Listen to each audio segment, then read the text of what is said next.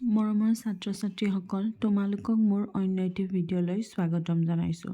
আজি আমি ক্লাছ 6ৰ অসমীয়াৰ 12 নম্বৰ পাঠ মানুহে মানুহৰ বাবে এই কবিতাটি পঢ়িবলৈ লৈছোঁ। আহা আমি কবিতাটি আৰম্ভ কৰোঁ। মানুহে মানুহৰ বাবে। আমি সদায় সুখে শান্তিৰে বাস কৰিবলৈ বিচাৰোঁ।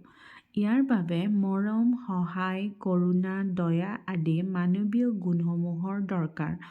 এনে গুণৰ অধিকাৰী ব্যক্তিসকলে সমাজৰ হিতৰ বাবে ত্যাগ কৰি আহিছে। সমাজৰ দুৰ্বল শ্ৰেণীৰ লোকসকল এনে লোকৰ সহায়ত বৰ্তি থাকে। আনহাতে সমাজত অনিষ্ট কৰা লোকক দস্যু বা দানৱ বুলি কোৱা হয়। দানৱ শ্ৰেণীৰ লোকৰ বাবে সমাজত শান্তি ব্যাহত হয়। গীতিৰ জৰিয়তে গীতিকাৰে মানুহক দানৱৰ দৰে নহৈ প্ৰকৃত মানুহ হিচাপে আচৰণ কৰিবলৈ আহ্বান জনাইছে। পঢ়া আৰু গোৱা।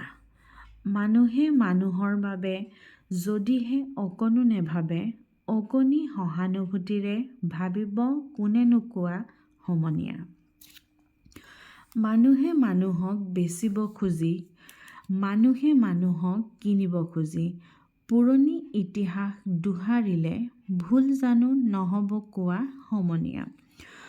দুৰ্বল মানুহে যদি জীৱনৰ কোবাল নদী পাৰ হয় তোমাৰে সাহত, তুমি হেৰুৱাবানো কি?